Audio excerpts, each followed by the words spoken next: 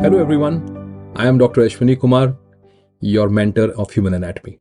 I know that you are all working very hard for your exams, but you need to have a place to test your knowledge, and that obviously is done through the MCQs only. So the question says, a patient who recently underwent periodectomy present with a flushing, sweating and burning sensation on the left side of the face during meal, injury to the post-traumatic parasympathetic nerve of which of the following nerve can result in this?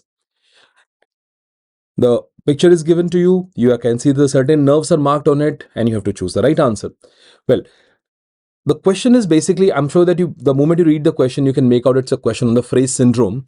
And because the question says that there is, after the parotid surgery, this is all happening after the parotid surgery, and there is the burning and sensation and there is a sweating, and that is during the meal. That means when the salivation is taking place, that time the sweating is happening. It's a clear case of the Frey syndrome.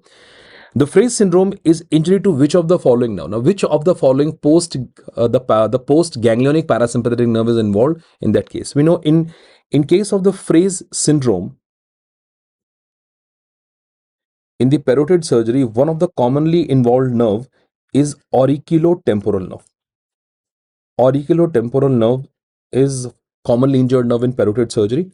Auriculotemporal nerve supplies parotid gland. It's a secretomotor nerve to the parotid gland. If auriculotemporal nerve is injured during regeneration, let's say that when the nerve is regenerating, during regeneration, this nerve most commonly fuse with great auricular nerve.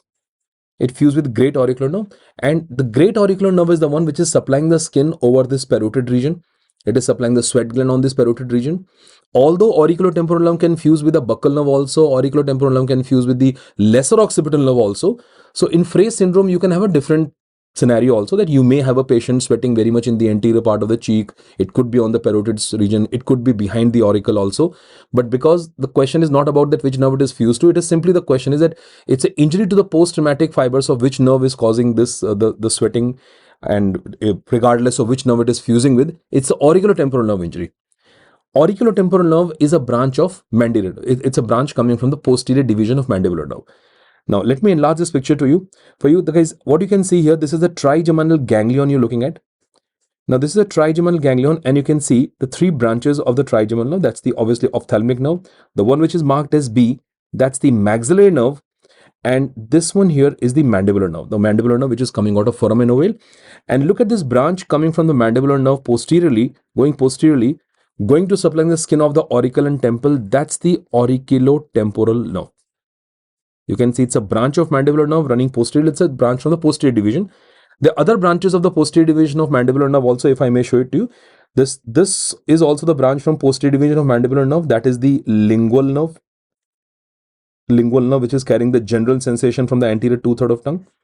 And one nerve which is marked here, that is the inferior alveolar nerve. The inferior alveolar nerve is also there. A is the branch of great auricular nerve. Great auricular nerve is the one it is fusing with.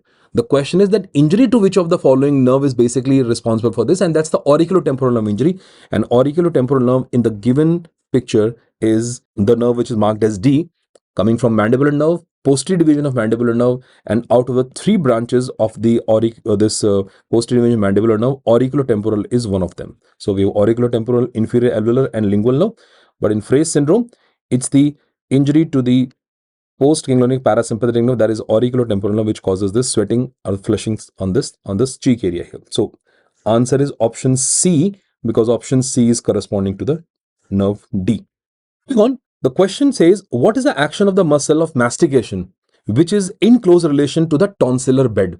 Now, when you say tonsillar bed, the muscle which is actually forming the tonsillar bed is the superior constrictor muscle. We all know that superior constrictor muscle is the one which is, like, imagine if this is the palatine tonsil in the transverse section, if this here is the palatine tonsil, the bed for the palatine tonsil is made up of the superior constrictor muscle.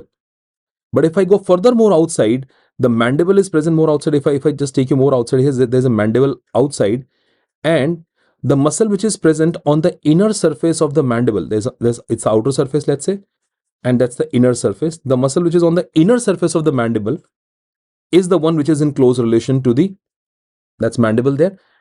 This is tonsil. This muscle is a superior constrictor which is forming a tonsillar bed.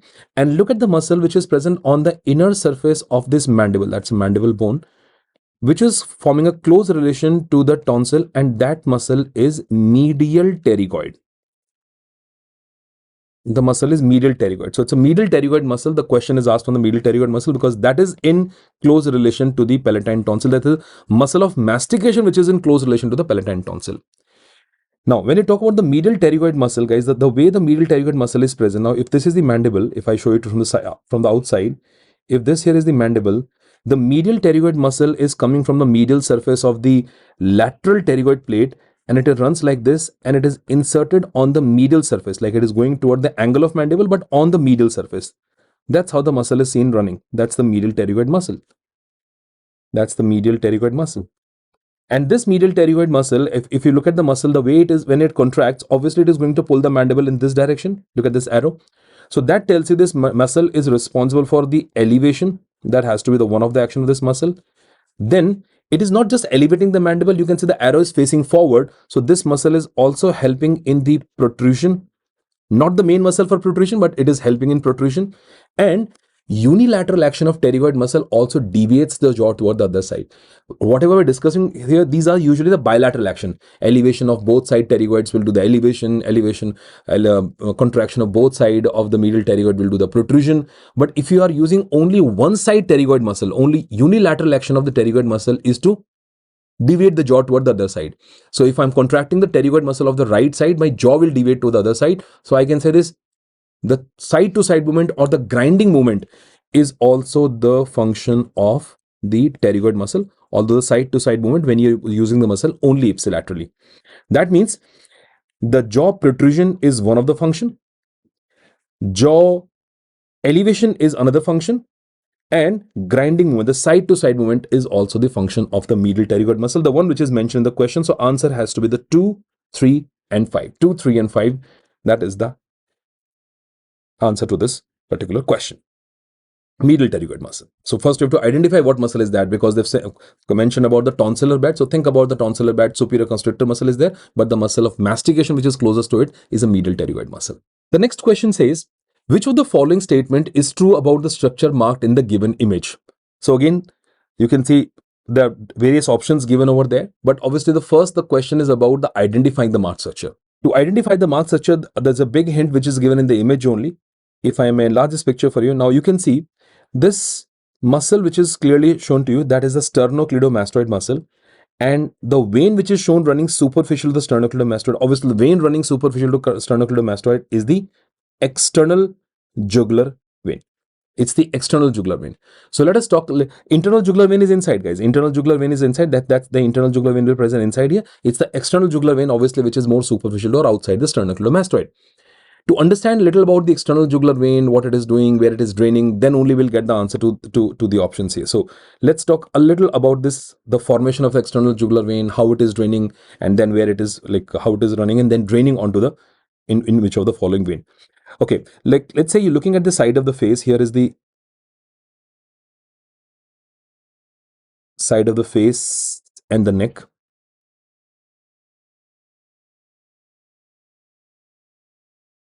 Okay, the vein which you see, which is, if I start with the vein which is starting from the face, that's a facial vein, or you can say it starts as an angular vein. Angular vein will continue on the face as facial vein. So there's this vein which is called as an angular vein. Angular vein, which is like this one, is an angular vein, and this angular vein will continue on the face downward as a facial vein. That's a facial vein. If, guys, let's say this is the parotid gland, and here is the external auditory canal. You're looking at parotid gland and external auditory canal. The vein that you see which is running or meeting within the substance of the parotid gland in the Pate's plane. So we have a superficial temporal vein. I'm writing STV, superficial temporal vein, and maxillary vein. When superficial temporal vein and maxillary vein, they meet with each other, they together give rise to the retromandibular vein, RMV, retromandibular vein. It's running just behind the ramus of mandible, so it's a retromandibular vein. Once the retromandibular vein reaches the apex of parotid gland, the retromandibular vein gives off an anterior division, which you can see joins with the facial vein. And this retromandibular vein also gives posterior division, which joins with the posterior auricular vein. Obviously, the vein coming from behind the ear will be the posterior auricular vein. So that's the posterior auricular vein. Posterior auricular vein. So you can see the anterior division of the retromandibular vein joins with facial, and posterior division of retromandibular vein joins with the posterior auricular vein. The anterior division of the retromandibular vein and facial vein that together forms a common facial vein, and common facial vein drains into internal jugular vein. That's the internal jugular vein here. Let me write, this is a common facial vein, this is a CVF, that is CFE, that is common facial vein, and this is draining into this IJV, internal jugular vein. Internal jugular vein is coming from the cranial cavity. It is found by the two sinuses, sigmoid sinus and inferior petrosal sinus. So that's the internal jugular vein. So common facial vein is a tributary of the internal jugular vein. Now, if I may just continue in the lower part only, the internal jugular vein, it joins with the vein coming from the upper limb, that is a brachiocephalic vein. It's coming from the joining with the vein that is called the subclavian vein. And once it joins with the subclavian vein, then together these two veins will give rise to the brachiocephalic vein. That's how the brachiocephalic vein is. The name says it, brachiocephalic vein. It's a combination of the vein coming from the brachium and the cephalus. Subclavian vein is coming from the brachium, ultimately carrying the blood from the brachium, and internal jugular vein is carrying the blood from the head, from the cephalus, brachiocephalic vein. What posterior division of retromandibular vein and posterior auricular vein is doing, that together are giving rise to the external jugular vein. That's the formation of the external jugular vein. That's how the EJV, external jugular vein, is formed. So that's a question also, guys. External jugular vein, which is our question on it, is formed by the posterior division of retromandibular and posterior auricular vein. These two veins together forms it. Then this external jugular vein goes downward, and in the occipital triangle, we'll talk more about this triangle in the coming question. So in the occipital triangle, this vein is going to pierce the investing layer. It will pierce the investing layer of deep cervical fascia in the occipital triangle. So it runs like this, and in the lower part of this triangle, and in the posterior triangle, I should not say occipital triangle, it's a posterior triangle. Actually, it's a supraclavicular triangle, part of posterior triangle, but it's a supraclavicular triangle, not occipital. So in the lower part of posterior triangle, or you can say supraclavicular triangle, this external jugular vein drains into the subclavian vein. And this internal jugular vein and external jugular vein, as you can already see, they are separated from each other by what? That is by the sternocleidomastoid. The internal jugular vein is deep to the sternocleidomastoid, and external jugular vein is superficial to the sternocleidomastoid. Now, keeping these points in mind, if I take you back to these options, okay, we are talking about the external jugular vein. The question is, which of the following statement is true? Is it formed by the retromandibular vein and facial vein? No, it is by the retromandibular vein and posterior auricular vein. So that can't be the answer. Is the great auricular nerve runs with it here? Yes, it does. Great auricular nerve, it runs with the external jugular vein. Guys, that's a very important relation, the great auricular nerve. It's an important nerve, which is like the nerve which is supplying the lobule of the ear. It is supplying the angle of the mandible, skin at the angle of mandible and parotid region. This nerve runs with the external jugular vein only, the vein we are discussing. You can see the other option. Does it joins with the brachiocephalic vein? No. It is draining into the subclavian vein in the triangle and pierces the deep cervical fascia. Yes, it does pierce the deep cervical fascia, investing layer of deep cervical fascia, but not in the carotid triangle, in the posterior triangle. It is piercing in the lower part of posterior triangle, or you can say supraclavicular triangle. So that option is also not correct here. The only correct answer is the great auricular nerve runs with the external jugular vein. That's the correct answer. The next question says, an autopsy of the male patient who died in a road traffic accident was done. The structure marked as A was injured. Which of the following muscle is affected in the injury of this marked structure? The options given: sternohyoid, thyrohyoid, geniohyoid, and stylohyoid muscle.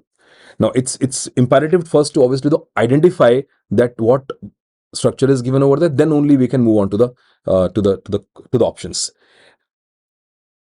Once again, if I just bring this image close to you, now you can see the omohyoid muscle is a great hint given over there, guys. You can see that that's the omohyoid muscle here. That is a omohyoid muscle, superior inferior belly of omohyoid, and omohyoid muscle is forming the boundary of the carotid triangle. If omohyoid muscle is forming the boundary of the carotid triangle, then especially this superior belly of omohyoid is forming the boundary of carotid triangle, then inside the carotid triangle, we have carotid vessels and jugular vein is there. You can see internal jugular vein is also mentioned. And relation of the anterior relation of the carotid sheath is the ansa cervicalis. So this whole thing is nothing but the ansa cervicalis only. That's a loop. This marked A. Ansa cervicalis is found by one branch coming from hypoglossal. So that's one of the root is coming from hypoglossal nerve and one is coming from C2, C3. So that's the inferior root of ansa cervicalis, but it is ansa cervicalis. Thing is, it is ansa cervicalis. Now, if this is ansa cervicalis, we know ansa cervicalis is known for supplying the strap muscles. What are strap muscles? Strap muscles are the midline muscles of the neck, and these midline muscles of neck which are present below the hyoid bone. See, it's important to know that strap muscles is not any midline muscle of neck. The midline muscles of the neck which are present below the hyoid bone are called as strap muscles. So it's first we have to see that the marked structure A is the ansa cervicalis. So we've reached the point that A is the ansa cervicalis, which is known for supplying what muscle? Strap muscles. Now look, when I say strap muscles, what are the strap muscles, guys? Let's say if this is the hyoid bone here. Here is the thyroid cartilage, because we have to look at the muscles which are present below the hyoid bone. Infrahyoid muscles are strap muscles. That's the thyroid cartilage, the cricoid cartilage. And let's presume this is a sternum here. So that's a sternum. So the muscle, when he says strap muscle, so we have a muscle called as a sternohyoid muscle is a strap muscle. Sternothyroid is a strap muscle. Sternohyoid is a strap muscle. Thyrohyoid is a strap muscle. And then we have a omohyoid, the two bellies of omohyoid, the superior belly, inferior belly. That is also strap muscle. So these are all strap muscles only. If I just quickly write the name of this muscle is a sternohyoid. This one is sternohyoid, from sternum to hyoid bone. This muscle is sternothyroid. This muscle is thyrohyoid, that's a thyrohyoid muscle. And you can see omohyoid muscle. We have superior belly of omohyoid and the inferior belly of omohyoid muscle. I'm writing OH for omohyoid muscle. Both superior belly and inferior belly of omohyoid is there. So yes, strap muscles, as we said, are supplied by ansa cervicalis, no problem, except one. Sternothyroid, sternohyoid, omohyoid muscle are strap muscles as supplied by ansa cervicalis. The only strap muscle not supplied by ansa cervicalis is the shortest strap muscle, that is thyrohyoid, and thyroid is the only muscle which is directly supplied by C1 nerve. So it's the C1 nerve, first cervical nerve is going to supply the thyroid muscle, and that's a question also. The ansa cervicalis supplies the strap muscle. It supplies all strap muscles except thyroid. So now if I look at the option, thyroid is given in the option, that is a strap muscle, but that is not supplied by ansa cervicalis. Geniohyoid and stylohyoid are not the strap muscle, so forget about them. Anyways, they are not the strap muscle. So the only muscle left is what? Sternothyroid. And yes, sternothyroid is a strap muscle and sternothyroid is supplied by ansa cervicalis. So from the given option, the answer has to be the sternohyoid. So we basically have to choose a strap muscle, the strap muscle which is supplied by ansa cervicalis, all of them except thyroid. And that takes to our next question, guys. The question says a 35-year-old male patient present to the surgery outpatient unit with a history of blunt force trauma to the right side of the neck.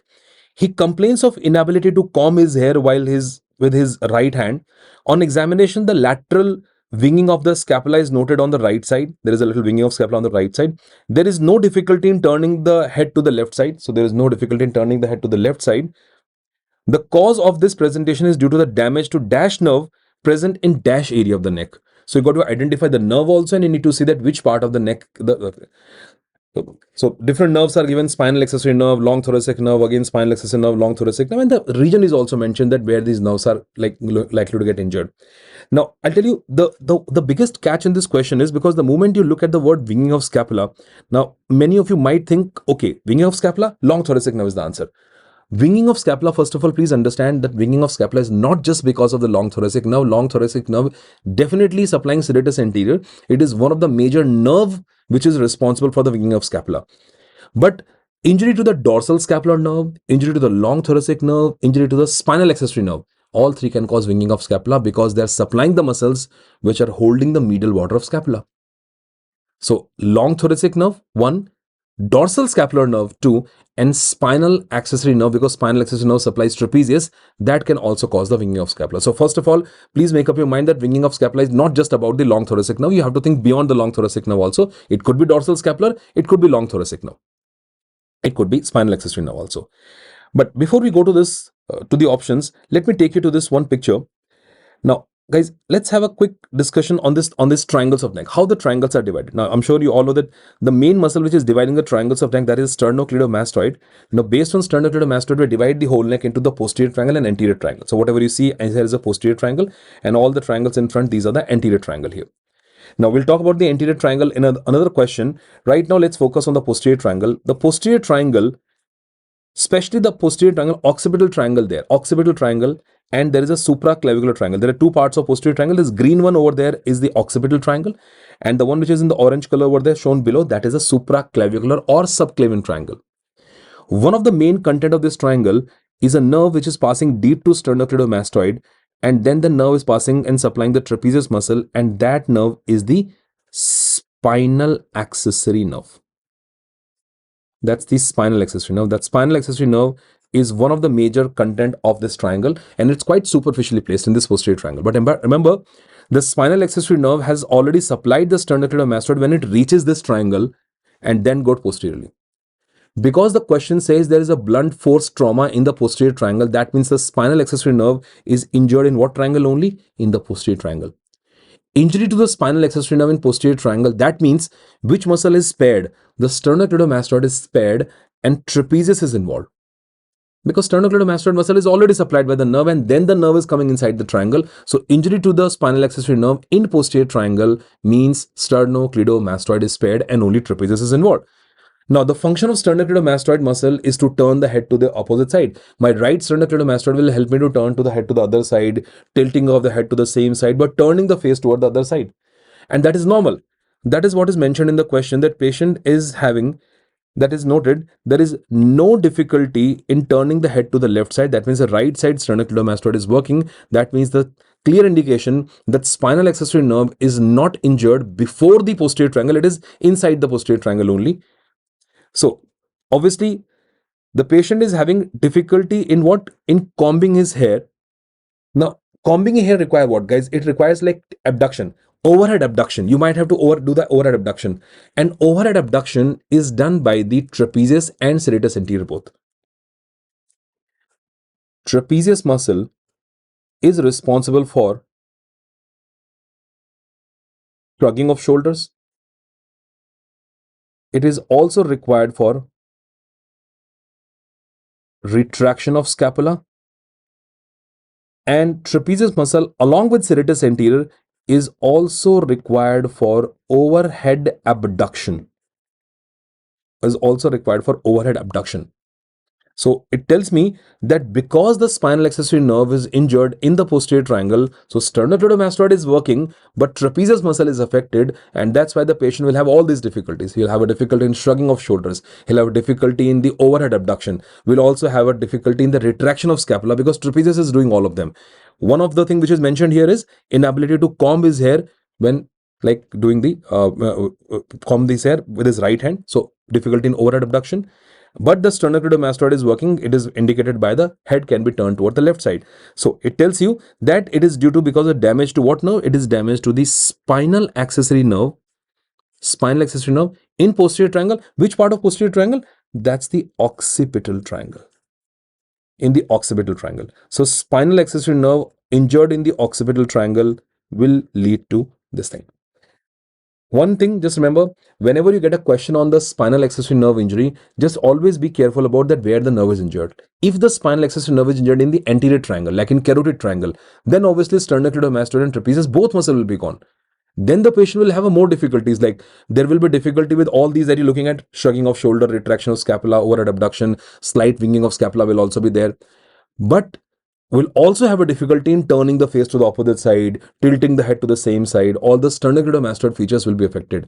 So injury to the spinal accessory nerve, you always have to look for that where the nerve is involved. Is it in the carotid triangle or is it in the posterior triangle? If it is in the posterior triangle, then sternocleidomastoid muscle will be spared. Like in this case, the sternocleidomastoid is spared. So answer to this question is option C. Moving on, the next question says the image below shows the dissection of the right side of the neck. The red arrow denotes the right subclavian artery, which is a hint actually. What is not true about the structure labeled as A? The options are given. It arises mainly from the C4 spinal nerve, The right side nerve is shorter than the left. It is formed at the lateral border of scalenus anterior and is purely a motor nerve. Basically, even if somebody is not able to identify the nerve, when they look at the option only, it gives a hint about what nerve they're talking about, because they're all indicating toward one nerve only. If I enlarge this picture for you guys, first of all, notice one thing. This muscle here is the scalenus anterior. This muscle is the anterior scalene or scalenus anterior, and they've already said this is what? That's a subclavian artery. We all know subclavian artery is divided in 3 parts by the presence of scalenus anterior. Your scalenus anterior muscle is dividing the subclavian artery in first part, second part, and third part. So it's like first part will be here, second part is deep to the muscle, the third part is distal to the muscle. And the nerve that you see which is passing in front of the scalenus anterior, the major nerve present in front of the scalenus anterior is the phrenic nerve. It's the phrenic nerve. So let's talk about the question is obviously about the phrenic nerve, and then you have to choose that what statement is not true about the phrenic nerve. So guys, let's have a quick discussion on the phrenic nerve, and then we can move back to the option. Okay. To understand the phrenic nerve, let's say this is that's the heart and the pericardium. Here is the superior vena cava, inferior vena cava. Well, that's the diaphragm. Let's say this is the diaphragmatic peritoneum. And the muscle that we're talking about is the scalenus anterior muscle. Like this is the scalenus anterior muscle of the right side. This is the scalenus anterior muscle of the left side. If I just put the scalene muscle over there, the scalenus anterior muscle of the right and the left side. Okay. If I just, the phrenic nerve, the root value for the phrenic nerve is C3, C4 and C5. C3, C4 and C5. So C4 is a major root value for the phrenic nerve. This is a scalenus anterior muscle. So C4 is a major root value for the phrenic nerve. The phrenic nerve by the C3, C4, C5, it is formed on the lateral border of the scalenus anterior, and then the nerve is seen running in front of the scalenus anterior like this, and you can see that's a right phrenic nerve descending along the right border, and it even comes out from the vena caval opening also. So this is the inferior vena cava, and you can see the right phrenic nerve is seen coming out along with the inferior vena cava. It is coming out along with the inferior vena cava. So in fact, the vena caval opening of the diaphragm, it gives passage to inferior vena cava and right phrenic nerve. This also tells you that the right phrenic nerve is vertically placed and it is shorter. Obviously, once something which is running straight and vertical, it is shorter phrenic nerve. Whereas a left phrenic nerve, when it is formed running in front of the scalenus anterior, it has to go obliquely along with the left border of the heart and directly piercing the muscular part of diaphragm to come down. That's the left phrenic nerve. So again, it's an indication that the right phrenic nerve is shorter, left phrenic nerve is longer because it is running obliquely. Another thing, phrenic nerve, generally when we think of phrenic nerve, we think of diaphragm. It is supplying diaphragm. Obviously, it is supplying diaphragm, no doubt about it. So diaphragm is definitely supplied by the phrenic nerve, no question about that. But is diaphragm the only thing which is supplied by phrenic nerve? Well, the answer is no.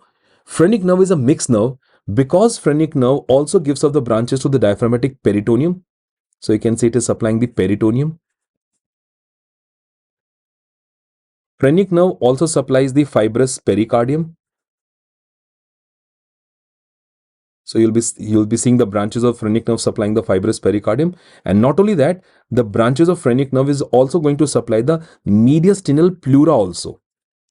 It is supplying the pleura and more specifically the mediastinal pleura, the pleura which is facing toward the heart, the mediastinal pleura. So what you see right now, this is all supplied by the phrenic nerve, mediastinal pleura, fibrous pericardium and peritoneum. So that's a sensory part of the phrenic nerve, of course. And the motor part of the phrenic nerve is to supply the diaphragm. So clearly phrenic nerve is a mixed nerve. Coming from C3, C4, C5, running in front of the scalenus anterior, right one is shorter and vertical, left one is more obliquely placed, right one is coming out of the vena caval opening, and they're supplying the diaphragm, they're supplying peritoneum, they're supplying mediastinal pleura and the fibrous pericardium. Now, knowing these details of the phrenic nerve, let me take you back to the question. So we have to find out that what statement here is not true about the phrenic nerve. It arises mainly from the C4 spinal nerve. Yes, it does. C3, C4, C5. The right side nerve is shorter than the left one. It is. Is it formed on the lateral border of scalenus anterior? It is formed on the lateral border only, then descends in front of it. But it is not a purely motor nerve, guys. It's a mixed nerve. Phrenic nerve is not a purely motor nerve. It's a mixed nerve. So answer is option D. It's not a purely motor nerve. The next question says, which of the following are direct branches of the external carotid artery? Now, there are 1, 2, 3, 4, 5, 6 arteries are given to us: inferior thyroid, lingual artery, occipital, preauricular, maxillary artery and deep temporal arteries are given, and to find out that which of the following artery, basically which of the following arteries are the direct branches of external carotid artery. Now for the external carotid artery, if I may just very quickly show you the branches, how the branches of external carotid artery are to be seen. Well, once again, if this is a side of the face and the neck,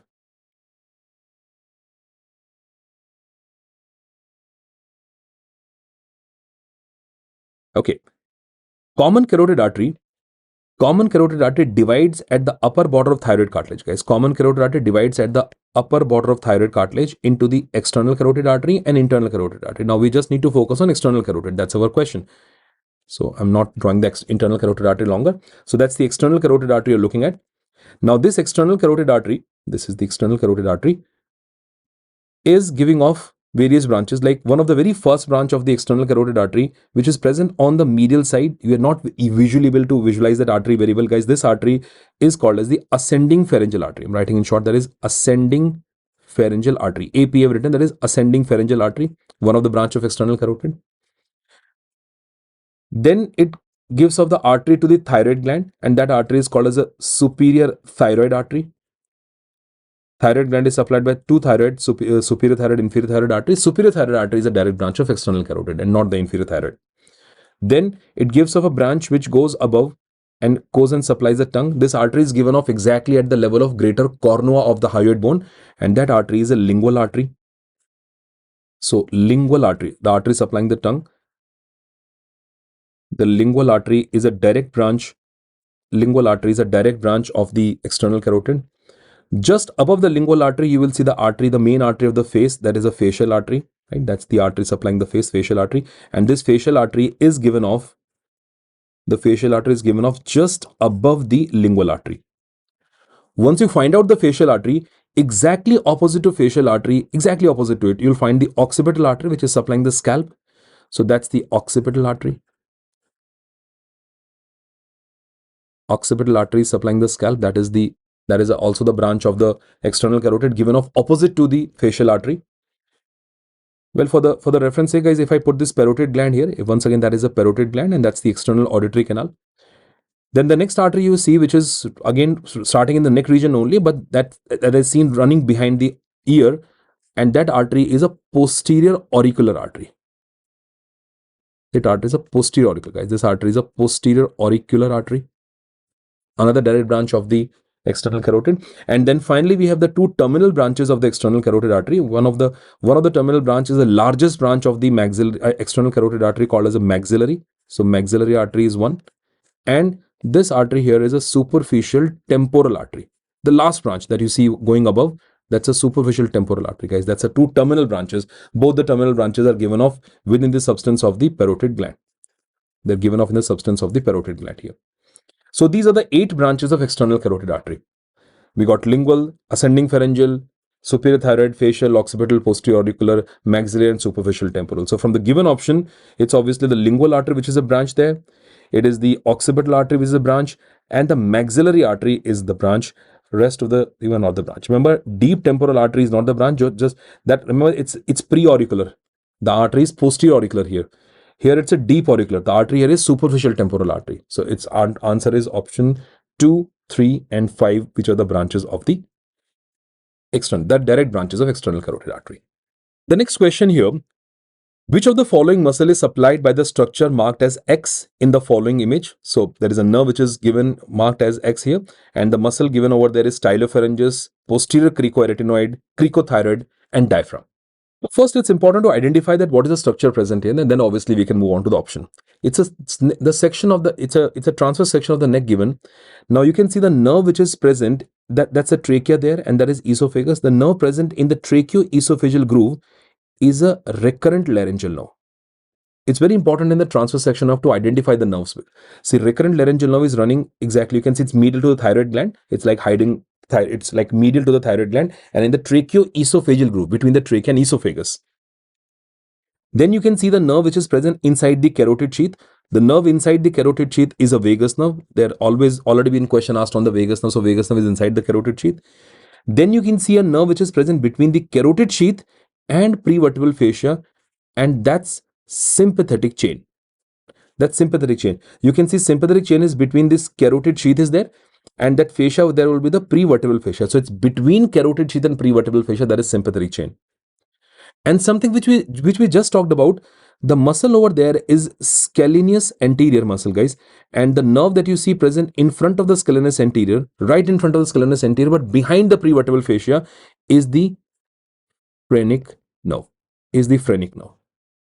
If I enlarge this picture further, you can appreciate that that's the phrenic nerve there, and you can even see some cervical nerves which are coming out between the scalenus anterior and scalenus medius, and these are the cervical nerves, guys, C5, C6, C7, which eventually will give rise to the roots of the brachial plexus. The cervical nerves which will give rise to the roots of the brachial plexus. So first thing is to identify the nerve. In the tracheo-esophageal groove, we got a recurrent laryngeal nerve. That's our question. And the rest of the nerves that you're looking at, to look at the vagus nerve, it is inside the carotid sheath. The nerve which is between the carotid sheath and prevertebral fascia, sympathetic chain. The nerve which is in front of the scalenus anterior and behind prevertebral fascia is phrenic nerve. And the roots of the brachial plexus, the cervical nerve forming the roots of brachial plexus, will be seen between this scalenus anterior and scalenus medius muscle. Now, recurrent laryngeal nerve, we know that recurrent laryngeal nerve is supplying what? Recurrent laryngeal nerve is known for supplying the laryngeal muscle. Recurrent laryngeal supplies laryngeal muscle. It supplies all laryngeal muscles except cricothyroid. Recurrent laryngeal nerve supplies all laryngeal muscles except cricothyroid. Cricothyroid is the only muscle supplied by the external laryngeal nerve. Cricothyroid is the only laryngeal muscle supplied by the external laryngeal nerve. So the answer is clear cut here. It says which of the following muscle is supplied by the nerve marked as X. It is the posterior cricoarytenoid. It's one of the laryngeal muscle. Posterior cricoarytenoid, lateral cricoarytenoid, transverse arytenoid, airy epiglotticus, whatever you think of, any muscle of larynx is supplied by the recurrent laryngeal nerve, including this posterior cricoarytenoid. Cricothyroid, we already said it is supplied by external laryngeal, cannot be the answer. Stylopharyngeus is a pharyngeal muscle. It's the only muscle supplied by the glossopharyngeal nerve, cannot be the answer. And diaphragm, we already know it is supplied by the phrenic nerve, cannot be the answer to this question. So it is the posterior cricoarytenoid muscle, the laryngeal muscle supplied by recurrent laryngeal nerve. The next question here, it says which of the following is not the content of the triangle marked as E in the given image. Now, we already saw something about the posterior triangle. Now in this question, guys, let's talk about the anterior triangle also. So that the different triangles are marked as A, B, C, D, and E. And the option given to you are omohyoid, mylohyoid, sternohyoid, and sternothyroid muscle. And the question is that which of the following is not the content of the triangle which is marked as E. So our question basically is on this triangle. But first, let's look at what muscles are these. What triangles are these? Now, in the posterior triangle, we know we can divide the posterior triangle based on the sternocleidomastoid in two parts. We already saw this triangle is the occipital triangle, right? This is the occipital triangle. And the triangle which is present here, that is called as the supraclavicular or subclavian triangle. This is supraclavicular triangle, also called as a subclavian triangle, supraclavicular or subclavian triangle. In the anterior triangle is divided in four parts, in which the triangle A, that is the most important, that's the carotid triangle, having carotid vessels, jugular vein, ansa cervicalis, all that. Carotid triangle is that the blue one which is marked as A is the carotid triangle. The triangle which is present between the digastric muscle. Can you see the digastric muscle, guys? Anterior belly of digastric, posterior belly of digastric. So the triangle between the digastric muscle, that is called as a digastric triangle. Well, we can call it digastric triangle. It is also called as a submandibular triangle. So same thing only. The triangle D is digastric, or you can say submandibular triangle present below the mandible. Submandibular triangle. And that comes the triangle E, which is and you can see the triangle E is present below the hyoid bone and close to the midline of the neck. And we already said the muscle which are close to the midline of the neck present anteriorly, that is these are the strap muscle. This triangle is the triangle which is holding the strap muscle, so it is called as a muscular triangle. Muscular triangle. So our question here is about this muscular triangle only. The question is on the muscular triangle, that which of the following is not a part of muscular triangle. So now, if I take you back to the option, it says which of the following is not the content of this triangle marked here. The muscular triangle is holding strap muscle. Omohyoid is there? Yes, it is there. But remember one thing, it's the superior belly of omohyoid is there, not the inferior belly, guys. Inferior belly of omohyoid is in the posterior triangle. You can see that. Inferior belly of omohyoid is in the posterior triangle. So they just said omohyoid, so that's an acceptable answer, that omohyoid is there. Sternohyoid and sternothyroid is also there because they're strap muscle. It's a triangle for the strap muscle only, so these muscles are also there. Now, mylohyoid is the answer because mylohyoid muscle is not present in this triangle. In fact, mylohyoid muscle is forming the floor of the digastric triangle. Mylohyoid is a muscle present here. It's a muscle which is forming the oral diaphragm. So muscle forming the oral diaphragm obviously is supposed to be present just below the mandible only. So it's the digastric triangle. Mylohyoid muscle belongs to the digastric triangle. It is present inside the digastric triangle. It is forming the floor of the digastric triangle. So simple thing is, muscular triangle is having these strap muscles, except if I say which strap muscle is not there, inferior belly of omohyoid is not there. If I have to talk about the strap muscle, otherwise any other muscle will not be there, like mylohyoid or any other muscle you can think of beyond strap muscle. They're not in this triangle. So mylohyoid is the answer to this particular question. The next question says, which of the following muscle is not supplied by the hypoglossal nerve? Option A, B, C, D, the 4 muscles are marked in the picture, and the question is, which of the following muscle is not supplied by the hypoglossal nerve? Now, in this question, it's about the tongue muscle, guys. The picture is about the tongue muscle. If I may just enlarge this picture for you, just look at the muscles here. These are tongue muscles there. And if you look at, there are 4 tongue muscles. One of the tongue muscle which is marked as A, it is coming from the palate above. So we call it a palatoglossus. This muscle is coming from palate, so it is called as a palatoglossus muscle. This muscle is basically help to elevate the palate, the tongue, that is palatoglossus. Then you can see a muscle number 2 which is marked as coming from the hyoid bone. So this muscle is hyoglossus. The muscle which is for the depression of the tongue, that is hyoglossus. Muscle number 4 is coming from the mandible. In fact, there are some tubercles which are present on the mandible. We call them genial tubercles. So it's coming from the genial tubercle of mandible. The muscle is called as a genioglossus. It's a genioglossus muscle, also called as a safety muscle of tongue.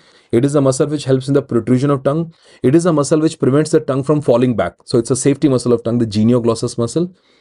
And then you can see a muscle which is coming from styloid process, another tongue muscle coming from styloid process. That muscle is the styloglossus. The styloglossus. So the 4 tongue muscles you're looking at, we have a palatoglossus, we got genioglossus, the hyoglossus, and styloglossus. Out of these 4 tongue muscle, one of them is not supplied by hypoglossal nerve. Now, styloglossus is by hypoglossal, hyoglossus is by hypoglossal, genioglossus is the main muscle supplied by hypoglossal nerve. But guys, palatoglossus muscle, because palatoglossus is a muscle of palate also. The name says it all, palatoglossus. It's a muscle of palate also. It's a common muscle of palate and tongue. So it's a muscle of palate also. It is supplied by the nerve which is supplying the usual muscle of palate, and that is the vago accessory complex, or you can say cranial accessory nerve via vagus is supplying it, or vago accessory complex. It's a complex of the vagus nerve and accessory nerve which supplies the palatoglossus muscle. That is the only tongue muscle which is not innervated by the hypoglossal nerve. So that is muscle number 1, and that's the answer to our question. That's the answer to our question. So palatoglossus muscle out of the given marked muscle is not supplied by the hypoglossal nerve. The next question says, the maxillary artery is divided into 3 parts by a muscle. Which of the following correctly describes the action of the muscle? Option says elevation of mandible, depression of mandible, retraction of mandible, and the protrusion of mandible. Now, they've not given the name of the muscle directly. They have said that the maxillary artery is divided into 3 parts by a muscle here. So first I should know that how maxillary artery is divided in 3 parts. Well, guys, if you look at this, if you look at the mandible,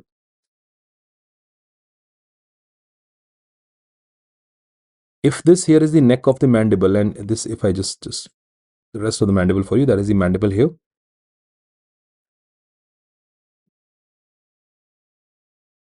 Well, and this is the neck of the mandible, and that's the capsule of TMJ. The one muscle that you see which is running horizontally backward like this, having 2 heads, one is the upper head of the muscle and there is a lower head of the muscle. This muscle is lateral pterygoid muscle. So first of all, the muscle that I'm talking about here is a lateral pterygoid muscle. That is the upper head of lateral pterygoid, and there is a lower head. There are 2 heads of lateral pterygoid muscle, and both the heads are converging backward, inserting onto the neck of mandible and the capsule of the TMJ also. So the muscle is lateral pterygoid, and you are looking at the two heads of lateral pterygoid. That is a upper head of lateral pterygoid, and there is a lower head of lateral pterygoid muscle. The muscle is originating from the lateral surface of lateral pterygoid plate.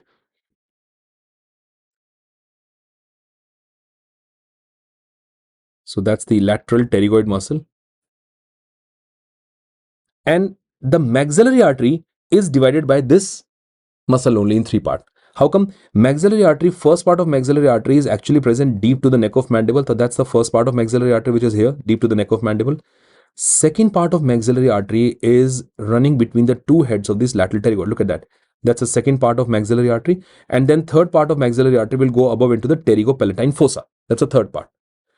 So the first part of maxillary artery, that is medial to the organs deep to the neck of mandible. Second part of the maxillary artery is running between the pterygoid muscle, and third part is distal to the muscle, that is in the pterygopalatine fossa. So one thing is clear, that the muscle which is going to divide the artery in three parts is the lateral muscle, which is going to divide the artery in three parts, that is the lateral pterygoid muscle. So you can see that's the maxillary artery. If I may just name it for you, there is a maxillary artery here. And that maxillary artery is divided in three parts by the muscle lateral pterygoid. So the question clearly now stands for lateral pterygoid. It's a question on the lateral pterygoid. Now lateral pterygoid muscle, guys, it is a muscle which is running horizontally backward. So lateral pterygoid muscle, one of the action of lateral pterygoid muscle is doing the protrusion. So this muscle helps in the protrusion. In fact, it's a major muscle for protrusion. And the unique thing is, it is the only muscle of mastication for depression.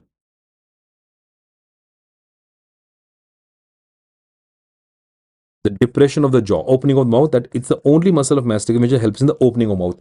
The remaining three muscle of mastication, the temporalis, the masseter, the medial pterygoid, they all help in elevation. The only muscle of mastication which helps in the depression is the lateral pterygoid muscle. So the question is on the lateral pterygoid muscle, and as we can see, the lateral pterygoid muscle is responsible for the depression of the mandible. In fact, the only muscle of mastication for depression, and it is also the main muscle for protrusion. Although the protrusion is done by the medial pterygoid muscle also, but protrusion ke liye main muscle is the this lateral pterygoid. So 2 and 4, that's the best suited option for the muscle which is dividing the maxillary artery in three parts, and the muscle is what? Lateral pterygoid. The question says the structure marked as question mark in the image is composed of dash type of cartilage. Fibrocartilage, hyaline cartilage, elastic cartilage, yellow fibrocartilage. Now, before we look at what are the structure type of cartilages and all, what is marked in the given image? If you look at this picture, they've already mentioned the epiglottis is there. Now it's you're looking at the larynx from posterior side. So guys, obviously this is corresponding to the epiglottis. If I just put a line around it, that is the epiglottis over there, right? Okay. The cartilages which will be present in this area where I'm putting a triangle over there, that is with the arytenoid cartilage. Arytenoid cartilage is resting on the cricoid cartilage. So cricoid will be somewhere here. So this is supposed to be the arytenoid cartilage. This is the cricoid cartilage. And then you're looking at the question mark one, that is obviously the posteriorly, you're looking at the lamina of the thyroid cartilage. You're looking at the lamina of thyroid cartilage. It's from posterior side, so you can see the lamina. It's a posterior border of the lamina of thyroid cartilage which is visible. That's the posterior border of the lamina of the thyroid cartilage. So the marked cartilage here is a thyroid cartilage. Now, the question is, when you classify the cartilages of the larynx,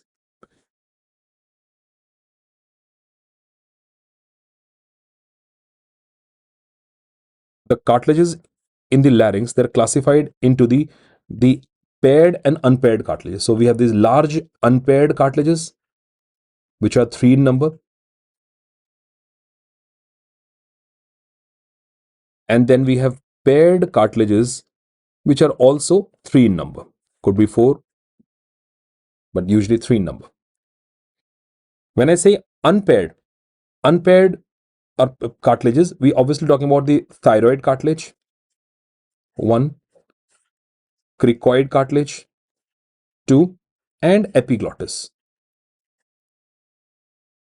Right? And epiglottis. Thyroid cartilage, cricoid cartilage, and epiglottis. The paired cartilages, obviously, the most important paired cartilage is the arytenoid. Then we have corniculate, and we got cuneiform. Well, I'm sure you all know about the cartilage, like arytenoid, corniculate, and cuneiform. And we can divide the arytenoid cartilage in two parts, that is the apex and the base. Apex and the base of the arytenoid cartilage. Apex and the base of the arytenoid cartilage. Now the question is, out of all these laryngeal cartilages, the 3 paired and 3 unpaired cartilages, which are hyaline cartilages and which are elastic cartilages? So guys, thyroid cartilage, if I just go with that, the thyroid cartilage 1, cricoid cartilage 2, and the base of arytenoid, these are hyaline cartilages. Hyaline cartilage have a tendency to ossify. So obviously these cartilages will ossify eventually and will convert into bone only. So these are the hyaline cartilages. Whereas epiglottis, apex of arytenoid, corniculate, cuneiform, all these are the elastic cartilages. All these are elastic cartilages. So this is the hyaline cartilage. I'm writing H for the hyaline cartilage. That is, these are the hyaline cartilages. There is thyroid cartilage, cricoid cartilage, and base of arytenoid. These are the hyaline. And well, I'm writing E for the elastic cartilage. That is epiglottis, apex of arytenoid, corniculate, cuneiform. These are all elastic cartilage. These are all elastic cartilage. So obviously the marked cartilage in the image is a thyroid cartilage, and thyroid cartilage is the hyaline cartilage. Option B is the right answer. That is the hyaline cartilage. Hyaline cartilage. The question says, MR imaging performed in a 53-year-old male patient demonstrated abnormal soft tissue extending transcranially through the widened foramen ovale into the infratemporal fossa. Which of the following is most likely spared in the patient? Upper lip cutaneous innervation, secretomotor innervation of parotid gland, ipsilateral weakness of the masticatory muscle, and weakness of the oral diaphragm. So what will be spared basically? I mean, what is spared here? So the question is about there's a herniation through the foramen ovale, widened foramen ovale. So if I know the structure of foramen ovale, I need to know that what the foraminal structures are and what their function is, and then only we can think about, okay, which of the following will not be seen or will be spared in that case. Okay. So first, if guys, I'm sure you all know about, we all read about this mnemonic very often. The foramen ovale is for male. So the 4 structures passing from foramen ovale are male structures, in which M is the mandibular nerve, A is accessory meningeal artery, L is lesser petrosal nerve, and M is emissary vein. So M is mandibular nerve. Now look, when I talk about mandibular nerve, generally when we think of mandibular nerve, obviously the muscle of mastication comes to mind. No doubt about that. Muscles of mastication are supplied by the mandibular nerve, of course. But muscle of mastication is not the only thing supplied by the mandibular nerve. There are 4 more muscles supplied by the mandibular nerve. That includes tensor veli palatini, tensor tympani, mylohyoid, and anterior belly of digastric. And examiner is more interested in the muscles like these because these are non-masticatory muscle. Muscles of mastication by mandibular nerve, it's a very obvious thing. Non-masticatory muscle is something you have to keep an eye on. So muscles of mastication, and then we have the 2 tensor muscle, tensor veli palatini, tensor tympani muscle, mylohyoid and anterior belly of digastric. The 2 muscles which are present here in the digastric triangle region, mylohyoid and anterior belly of digastric. Then we have A stands for accessory meningeal artery. Accessory meningeal artery is a branch of maxillary artery.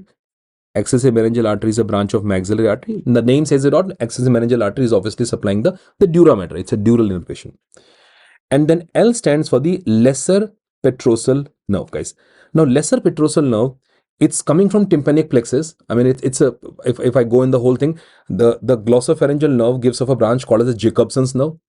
Jacobson's nerve forms the plexus called as the tympanic plexus, and then we have a resultant nerve coming from tympanic plexus, that is lesser petrosal nerve. So I can say that lesser petrosal nerve basically is coming from the glossopharyngeal nerve, and this is the preganglionic nerve. It's a preganglionic. It's a preganglionic nerve to otic ganglion. It's a preganglionic nerve to otic ganglion, and the postganglionic fibers from the otic ganglion are going to supply the parotid gland. So the postganglionic fibers are going to supply the parotid gland. So it's a preganglionic nerve that we're talking about, the preganglionic nerve. is the lesser petrosal nerve. So any injury to lesser petrosal nerve, obviously parotid gland will get affected here. And E is simply the emissary vein, guys. E is the emissary vein. E is emissary vein. Now, knowing the structure, mandibular nerve, accessory laryngeal artery, lesser petrosal nerve, emissary vein, what they're doing, now we can fall back to the question, guys. If you look at the question now, it says that which of the following would be spared? Now, will there be weakness of oral diaphragm? Well, there will be weakness of oral diaphragm because oral diaphragm means I'm talking about the mylohyoid muscle, and mylohyoid muscle we just saw is supplied to mandibular nerve. Mylohyoid muscle is by the mandibular nerve, so that means there will be weakness of oral diaphragm mylohyoid. Will there be ipsilateral weakness of masticatory muscle? There will be, because that is also by what nerve? Mandibular nerve. Will there be a secretomotor innervation to parotid gland which is lost? Yes, because that is by the lesser petrosal nerve. But there will be, answer is obviously option A, upper cutaneous, the upper lip cutaneous innervation will not be affected. Upper lip cutaneous innervation is by the nerve called as the infraorbital nerve.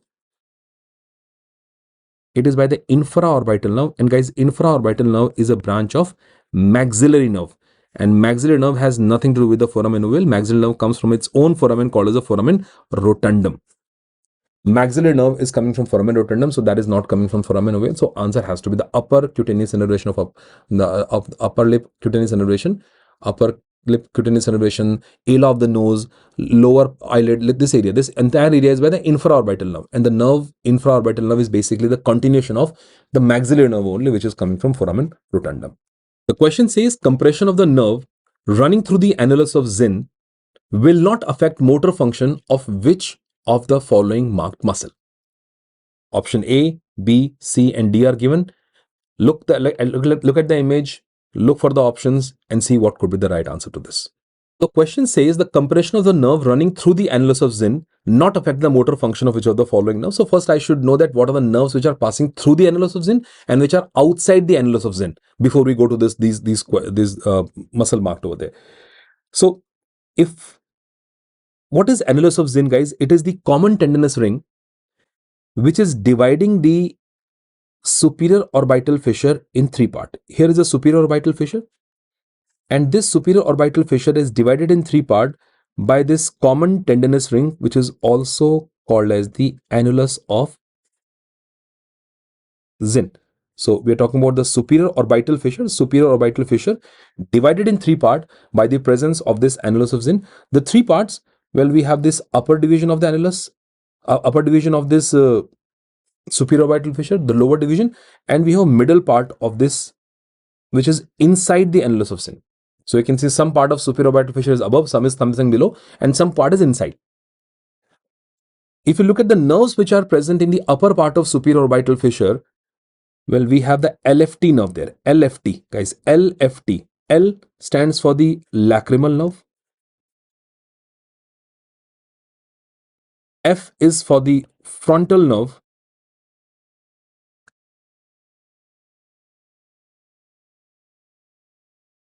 And T is for the trochlear nerve. Lacrimal, frontal, and trochlear. Lacrimal, frontal, and trochlear nerve. Lacrimal is a branch of ophthalmic. Frontal is a branch of ophthalmic. Trochlear, we all know it is a fourth nerve. It's a trochlear nerve, it's a fourth cranial nerve. So we have lacrimal nerve, frontal nerve, and trochlear nerve. They are passing from the upper part of superior orbital fissure along with the vein that is a superior ophthalmic vein, guys. I mean, superior ophthalmic vein, it is passing from the upper part of the fissure, and inferior ophthalmic vein, it is running from the lower part of the fissure. That is superior ophthalmic and inferior ophthalmic vein. Now the question is the nerve running from inside the annulus of Zinn. The nerve which are inside the annulus of Zinn, it includes the upper division of the third nerve, upper division of the oculomotor nerve, even lower division of oculomotor nerve, and it is also giving passage to the abducent nerve as well as the nasociliary nerve. Nasociliary nerve again is a branch of the ophthalmic nerve. There are three branches of ophthalmic nerve you can see. One is a lacrimal nerve, one is a frontal nerve, and the nasociliary nerve. So two branches of ophthalmic nerve are from the upper part of the fissure, and one branch of the ophthalmic nerve is from inside the fissure only. Now the question is about the nerve which are like the nerve are involved or compressed which are inside the annulus of Zinn. The motor nerve which are involved are the third nerve is gone and sixth nerve is gone. But you can see the fourth nerve, the trochlear nerve, is outside the annulus of Zinn. That means if there is any compression of the nerves inside the annulus of Zinn, the fourth nerve will be spared. So knowing that the fourth nerve will be spared in this case, the trochlear nerve will be spared. So we need to find out the muscle which is supplied with the fourth nerve. So, well, guys, the muscle marked as A, if I just look at all these muscles, the muscle marked as A here, that is the lateral rectus muscle. That's clearly lateral rectus. The recti muscle are simple. This muscle is medial rectus. The muscle marked as D is the inferior rectus, and the muscle over there is the superior rectus muscle. Above superior rectus, there is LPS, the levator palpebrae superioris. And this muscle, which is marked as C here, that is an inferior oblique muscle. Inferior oblique muscle is coming from the floor of the orbit. That is inferior oblique muscle. And that muscle B is superior oblique. And we know superior oblique muscle is supplied by what now? Fourth nerve. And that will be the answer to this question also, guys. That will be the answer to this question, because we said there's a compression of the nerve which is running through the annulus of Zinn. That means third nerve is affected and sixth nerve is affected. So all the extraocular muscles can get involved. But which muscle will be spared? The superior oblique will be spared because it is present outside the annulus of Zinn. So for this particular question, answer is option B. B is the answer. The question says a patient who experienced bilateral anterior dislocation of the jaw, temporomandibular joint could not swallow or talk since the mouth was held open. What is the position of the condyles of the mandible as a result of the dislocation? Is it option A, against the external acoustic meatus? Is it B, against the anterior slope of articular tubercle? Is it C, against the posterior slope of the articular tubercle? Or is it in pterygopalatine fossa? Pterygopalatine fossa. Now this question is about the anterior dislocation of the jaw. The most common dislocation of the TMJ is the anterior dislocation. And if you just know a little about the articular structures which are forming the TMJ, the question is pretty simple actually. If I may just give you a little idea about how the articular structures are organized in the TMJ, guys. So if this is a zygomatic arch, you will see there is a tubercle present in the lower part of the zygomatic arch called as the articular tubercle. Articular tubercle, it's a part of zygomatic arch only. It's a lower part of zygomatic arch. It is present in.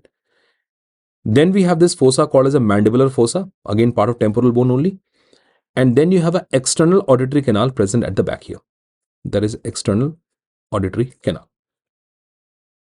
What is this tubercle? This is the articular tubercle. That is the articular tubercle. That is one of the support, like it is a small tubercle which is present in front of the TMJ. Now look guys, if you look at this is the mandible here. The normally located mandible, that is the mandible present over there, right? So you can see the mandible, the head of the mandible is located inside the mandibular fossa. This is the mandibular fossa. It's a part of temporal bone and we call it a mandibular fossa. Mandibular fossa. The question is about the anterior dislocation. The patient is like keeping the mouth in open position. Mouth generally anterior dislocation is because of excessive opening of mouth, like yawning. Like if you yawn, and there could be a chance that because of excessive opening of mouth, that the tubercle, this head of the mandible will dislocate anteriorly and will get stuck in the anterior surface of this mandible. Like if I may just demonstrate it for you. Let's say if the jaw is opening like this, and then this head of the mandible will come in the front and will get stuck here only. And then this articular tubercle is not allowing the mandible to go back. So what you have to do, you have to basically push the mandible down first. Like in the relocation of the mandible, you have to push the mandible down. And only when you push the mandible down, then only it can come into its original position, the backward here. So see, this is the dislocated mandible, if I may compare it with and that was the normal position of the mandible here. So you can see there is an anterior dislocation taking place. Excessive opening mouth can cause this anterior dislocation, and because of this anterior dislocation, the head of the mandible is present against the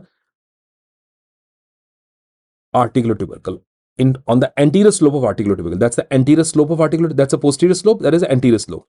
Posterior slope, it is usually toward the posterior slope, but in the dislocation, in the anterior dislocation, the head of the mandible is stuck against the anterior slope of the articular tubercle, and that's the answer to our question also. That the location of the head of the mandible will be against the anterior slope of the articular tubercle. That's the right answer. Question says you suspect a stone in the submandibular duct In order to remove the stone, the duct must be incised in the floor of the mouth. What nerve that loops around the duct is in danger in such an incision? Is it lingual nerve? Is it glossopharyngeal nerve? Is it hypoglossal nerve? Or is it chorda tympani? The question says that you suspect a stone in the submandibular duct, in the Wharton's duct or submandibular duct. And then we're saying to remove the stone, the duct in the floor of the mouth. We are basically putting an incision in the floor of the mouth. And the nerves which are given to us, like all the nerves, have something to do with tongue only. Lingual nerve is carrying the general sensation from anterior 2/3 of tongue. Glossopharyngeal nerve is supplying the posterior 1/3 of tongue and circumvallate papillae. Hypoglossal nerve is the main motor nerve supplying the tongue muscle. Chorda tympani is carrying the taste sensation from anterior 2/3 of tongue. So all these nerves have something to do with the tongue. That's why they're kind of close options. But there is one relation that you need to know, and that is a clear-cut answer to this question, guys. Look, when you look at if this here is the tongue, I'm just talking about one muscle for you right now, and that muscle is hyoglossus. The one of the tongue muscle coming from hyoid bone. Remember that's hyoglossus muscle. We already saw these muscle in the previous question. That is the hyoid bone. And this muscle coming from hyoid bone going toward the tongue is a hyoglossus muscle.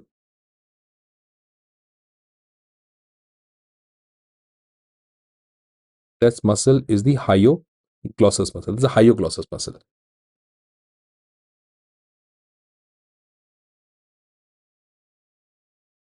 That's hyoglossus. Okay. Now what you'll see that there are the nerve which is running superficial to hyoglossus, and reaching the anterior 2/3 of tongue, well, that's the lingual nerve. That's the lingual nerve which is also connected to the submandibular ganglion, topographically connected to this ganglion also. That is a submandibular ganglion. The lingual nerve. So it's running superficial to hyoglossus and then reaching the anterior 2/3 of tongue. We know what it is doing. It is carrying the general sensation from anterior 2/3 of tongue. Superficial to hyoglossus, you will also see the submandibular gland present here. And that's a deep part of submandibular gland. It's a submandibular gland or deep part of submandibular gland. Let me just simply say submandibular gland is there. As I said, more specifically, it's a deep part of submandibular gland. And coming from the deep part of submandibular gland is the Wharton's duct. Our question is on the Wharton's duct only. So, and that Wharton's duct will be running in this manner to open in the floor of the mouth. And when this Wharton's duct, guys, when this submandibular duct or Wharton's duct, when this Wharton's duct is running upward, the lingual nerve is basically winding around it. So lingual nerve is very closely related to the Wharton's duct. So it goes without saying that if you try to remove the stone from the Wharton's duct, the nerve which is most likely to get injured is what? Lingual nerve. The nerve hypoglossal nerve is also there. Hypoglossal nerve is also supplying tongue muscle, but hypoglossal nerve is just running above the hyoid bone like this, and that is supplying the tongue muscle. So hypoglossal nerve is not far away, but not as closely related like the lingual nerve, which is reaching the anterior 2/3 of tongue and having loops around the Wharton's duct. So when you remove when you take the approach from the oral cavity, when you try approach from the floor of the mouth to remove the stone from the Wharton's duct, the nerve which can get injured is clearly the lingual nerve. The lingual nerve is definitely the best answer to this question.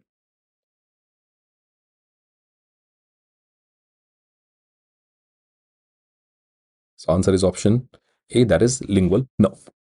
A 46-year-old man, after parotid surgery, complains of lower lip muscle weakness, which he experienced while brushing his teeth. Which of the following nerve is most likely to be involved during the procedure? Is it the buccal branch of the facial nerve?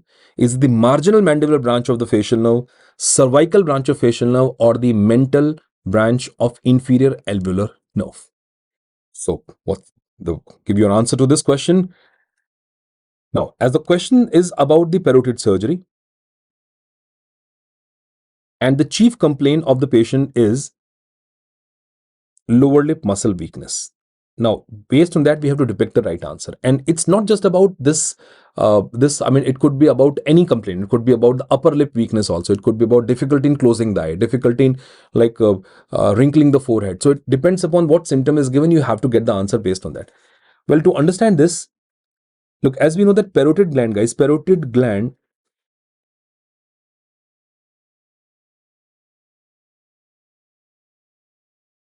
and parotid duct, the facial nerve will be obviously running through the pataes plane. It is running through the pataes gland into the parotid gland. So once the facial nerve goes inside, it divides into two divisions first.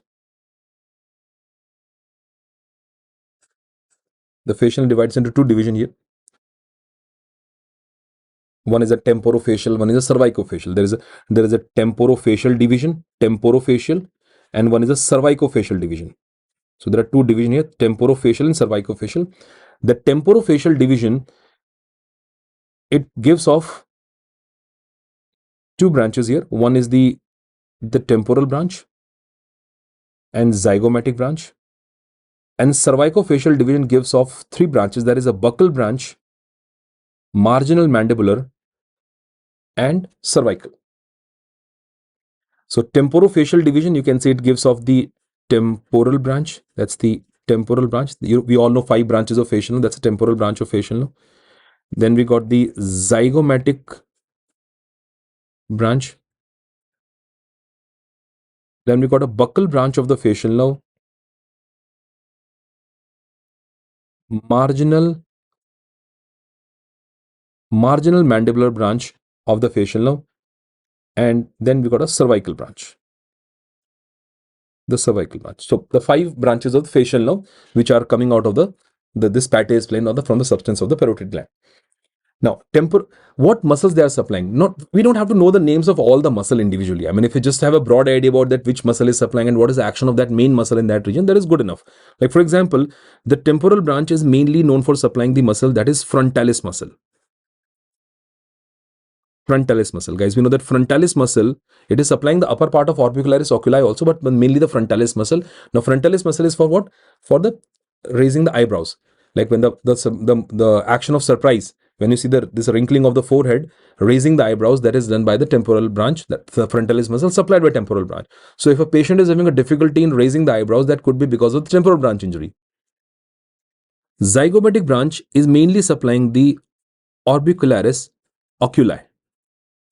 Orbicularis oculi, the muscle required for the closure of the eye. So orbicularis oculi is for the closure of the eye. So having a difficulty in closing the eye could be because of the injury to what now? Zygomatic branch. Buccal branch is supplying the buccinator muscle. Well, one, it supplies buccinator, and remember, it also supplies the upper lip muscles also. Buccinator muscle and upper lip muscle. So again, rather than focusing on the names of the muscle, like it is supplying the muscles of the upper lip, and it could be anything like muscle like levator labii superioris, levator anguli oris, levator labii superioris aliquae nasi. Different muscles of upper lip are there, and all these muscles are supplied by the buccal branch, including buccinator and even zygomaticus and zygomaticus minor also. Guys, zygomaticus major and minor, the word zygomaticus is there, but it's not the zygomatic branch. It is the buccal branch which is supplying the zygomaticus major and minor. The muscles of upper lip are by the buccal branch. So if during parotid surgery, let's say the buccal nerve is injured, the patient will have a upper lip muscle weakness will be there. It's the marginal mandibular branch which is supplying the lower lip muscles. The lower lip muscle, depressor anguli oris, depressor labii inferioris, mentalis muscle, all these lower lip muscles will be supplied by the marginal mandibular branch, and cervical branch supplies the muscles in the neck, that is the platysma muscle. It is supplying the platysma muscle in the neck. So clearly our question is about that the patient complains of the lower lip muscle weakness, and lower lip muscle weakness is because of which branch was injured during the parotid surgery? That's the marginal mandibular branch of the facial nerve involvement here.